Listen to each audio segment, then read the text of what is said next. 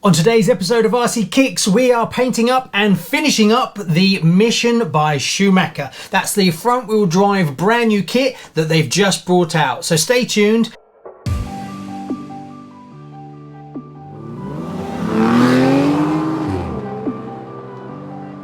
Hi, welcome to RCKicks. On today's show, well, we're going to finish up the Mission car that I started a while ago. If you haven't seen the chassis build video for that, I'll put a link up here. Go check that out and then come back here because you don't want to start from this point. Right, done it? Great. Welcome back. Hope you enjoyed the chassis build, and I must admit, it's a lovely car. But unfortunately, bad weather in the UK and other projects jumped in, so this project has stretched out over about a 2-week period, but I hate having loose ends, so it's back to it to finish it. Also, it's actually a sunny day today, so I'm hoping not only can I paint it, but we can actually get some running footage for you as well. So stay tuned for that at the end of the video. Right, what am I going to do? Well, I'm not going to go crazy with it. The decals that you get with the body that I picked up was basically a black, a grey, a red and a white. So that's pretty much what I'm going to do. It's also kind of along the lines of the box art that they put out for this chassis on the Schumacher webpage. So what have I got? I'm just going to go PS1, PS2 red and PS31 smoke for the windows, and then I've got PS5 for black. So it's just going to be a basic paint job. Ideally, I'd like to have done it with metallic red, but I don't have any at the moment, so I'm just going to go with that. I'm not quite sure of the layout, so I'm going to keep it quiet. I'm not going to tell you what I think I'm going to do.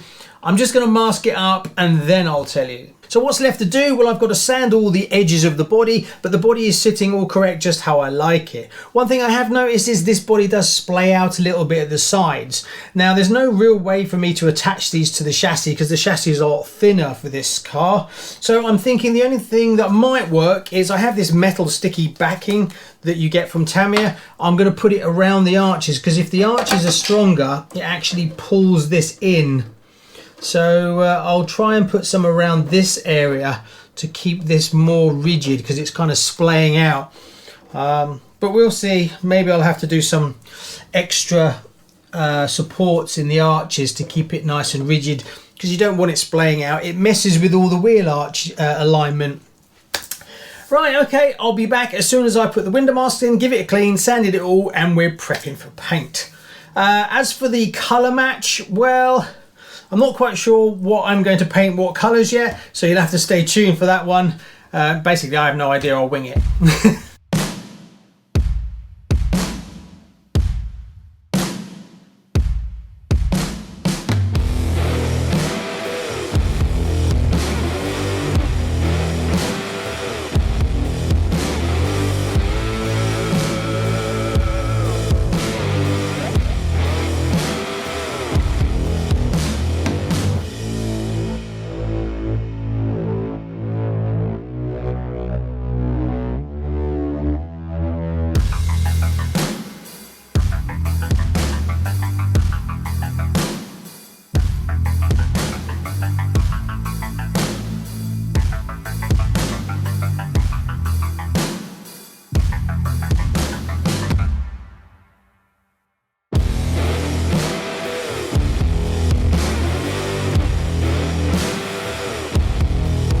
Okay, so it's not going quite as planned. So I thought I would show you that not all the time do things just go perfect. Sometimes you have trouble and you make mistakes. You've just got to go back, try and fix what you can, and then carry on. At the end of the day, if it turns out to be terrible, you've still got a running body that you can use, or if you want to put a bit of time into it, you can actually remove the paint. So what was my problem? Well, there was a few. The first one, the tape that I'm using seems to have lost its stickiness. So around the edges, it's just not sticking at all. I've cleaned the body out and I've done all the usual steps, but I just can't get the lines as sharp as I want around the edges. So I've got a little bit of bleed through, and every time I've been painting up one, I've been trying to clean it. But the problem is that you can clean away any overspray, but keeping sharp lines is really difficult. There's no way to actually do it. So it's okay. I'm not too worried about these lines. They're just about acceptable. The main place where they're straight is where they're clean is here across the roof, which is important, and up the side. It's more along these top edges but later on I can probably do some edging tape to try and mask that in, as well as once you start fitting the decals, it kind of covers a lot of that. The main problem I had was I had contamination here and I had it around here. So instead of just going over the top and trying to get rid of it that way, which never works, so don't do that, just stop, get your polycarbonate cleaner out and cut it right back. Now this looks terrible because you're like, oh my god, look, I made it even worse. But once you blow this in white, you won't see this. So it's better to cut it out than it is to try and cover it up. I've just noticed I've got a little bit more here that I need to go back and remove. But because it's fresh paint, cutting it back is not that difficult. Obviously, if you have to cut back into the lines, then you're totally scuppered because you can't put lines in. It's a nightmare to put the lines back in again.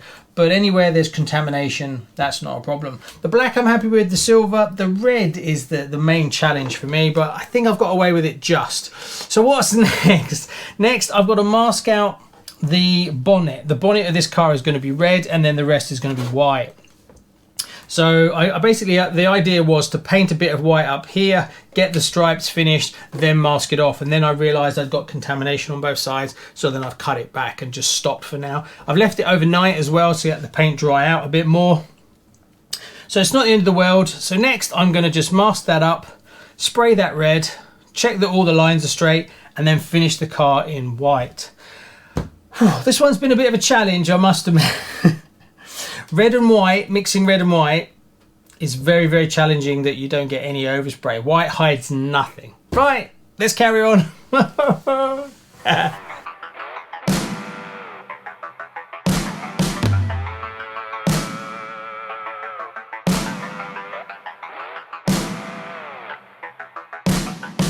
Okay, so I've painted up the front section here.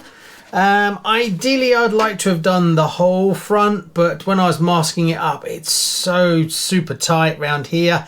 And personally, after all the DIY that I've been doing, painting again is kind of I've kind of lost a bit of oomph for this body. It's not gone exactly as planned either, so I've kind of struggled with it. And I've kind of fallen out of love with it. And that does happen now and again. Sometimes you start painting up and you really like it and you get more and more enthusiastic, but sometimes you go flat on your face, and I'm now just want it finished, mainly because I want to drive the car. I've got this weird thing going on where I really like this chassis. I really like the car, but the body to me is a bit it's kind of based on the box art version from Schumacher, and whoever painted that up did an amazing job. And I love, if you look at the box art, I'll put a picture up here of it, it's got all these little triangles and things in it, which I really like, and I do like that body. And my attempt to kind of replicate it a little bit is just not as good, so I'm kind of like, I need to get my airbrush out and spend more time doing airbrushing and try and practice some masking up techniques. But I need more space for that, hence the new studio, that I can actually have it set up permanently so I can do painting and things like that.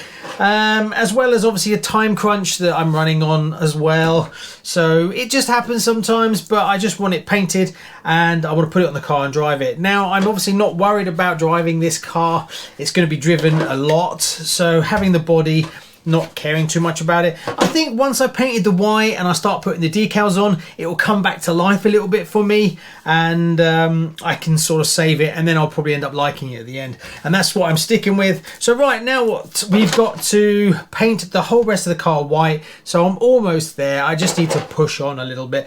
But I was just looking at cars that are currently out and a bit, and I was like, oh, I'll get it ready to run so I don't have to paint the body.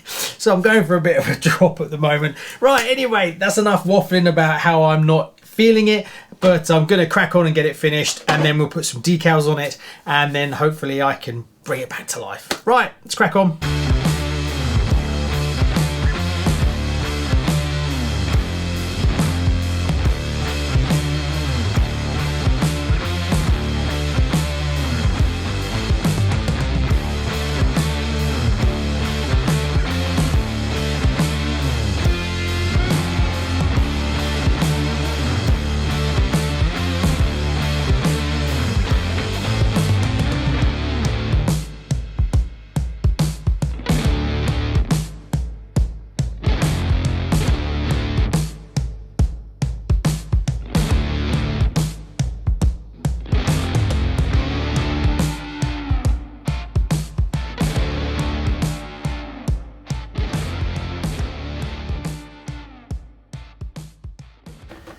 And there you go, I'm calling that one done. Whew, yeah, that was a challenge for me, that one.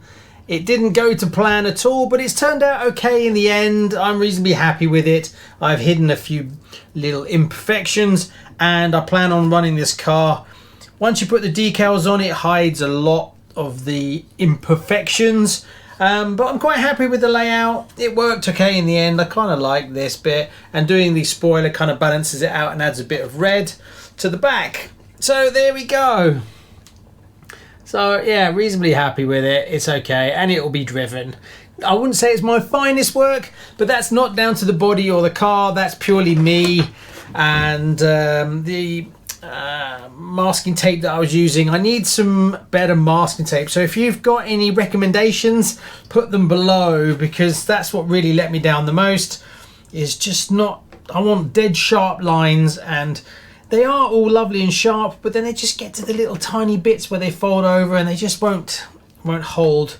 Right, there you go. So what's my conclusion on this car?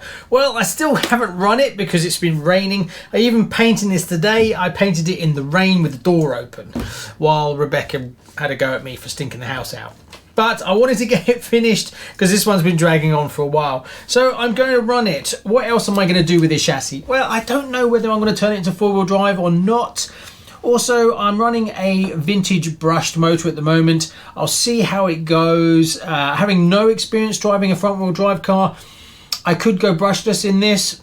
If I don't get on with the front-wheel drive, I may turn it to four-wheel drive, because there is an update kit that you can buy that will turn it to four-wheel drive. I honestly don't know. Completely not sure what I'm going to do from that point of view, but I definitely want to get it out and run it. This is to be driven, this car. This is not a shelf queen, not by a long shot. It's about zooming it around. But I still have some tyres and rims to come, the original box art ones. I can't remember if I said in the video before, but I ordered them yesterday. They finally came out on Schumacher's website, so I placed an order for them and they're coming. Now, I love the design, but I don't know if the white wheels are going to work, or whether I do the front, spray the front ones black and keep the back ones white, or maybe I'll do them all black, because the all black seems to work quite well, but I honestly don't know. Well, there you go. Another one ticked off the list, and I promise you there will be a running video of this and all the other cars the second that the weather gets a little bit better, because it's snowing, and well, it was supposed to be snowing tomorrow a little bit. So yeah, driving these around, I need dry weather and I need sunshine, and that's not what we get in the UK over the winter months. So you'll be seeing a lot of builds and not a lot of driving at the moment. So sorry about that. What I'll probably do next year is try and get a bit of driving footage and keep it for the winter, and then drop it in, because I know you don't just want to tune in to watch me waffling on. Anyway, thanks very much. See you on the next one. Bye bye.